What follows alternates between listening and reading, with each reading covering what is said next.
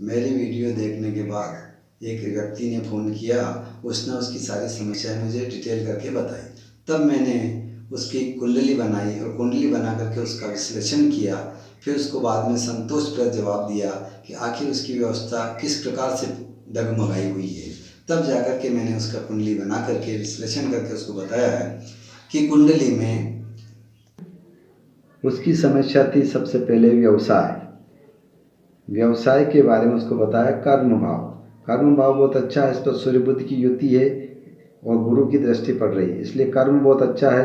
पत्नी स्थान में इसका पत्नी का सुख पूर्णतया पत्नी का सुख, इसमें बृहस्पति बैठा है, स्वग्रही होकर के बैठा है। संतान और विद्या बुद्धि की घर में इसके शनि मंगल है, इसलिए संतान में भी बाधाएं इसको झेलनी पड़ती है, बाधाएं आती है, बाधाओं का समस्याओं का सामना इसको करना पड़ता है। संतान और विद्या बुद्धि के घर में शनि और मंगल की स्थिति होने से ये मंगल और शनि दोनों विद्या बुद्धि एवं संतान में कष्ट देते हैं, कष्ट कारक होते हैं, लेकिन इनके उपाय करने से इसको आदमी को पूर्ण शांति मिलेगी। आगे जाकर के पिता भाव होता है इसका 10वां घर, कर्म भाव और पिता भाव।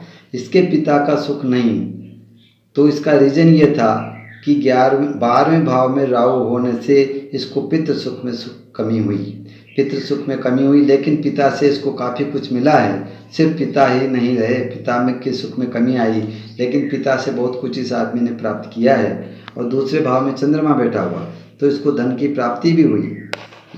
इसके सभी तरह से समस्याएं ठीक है। तब जाकर के इस आदमी को फिर हमने सारी चीज़ व्यवस्था बताई और उसके बाद वो संतुष्ट हुआ। उन्होंने बहुत अच्छा जवाब दिया। कुंडली को प्रसन्न होकर के प्रश्नों का जवाब सुन करके वो बड़े प्रसन्न हुए, उनका जवाब आया। मैंने उनको मेरी तरफ से धन्यवाद दिया। उनको संतोषप्रद जवाब दे करके उनको मेरे जवाब से संतुष्टि हुई। तब मैंने उनको आखिर में धन्यवाद दिया कि बहुत अच्छा, आगे भी कोई समस्या हो तो आप बताना, उसका समाधान मैं अवश्य करूँगा।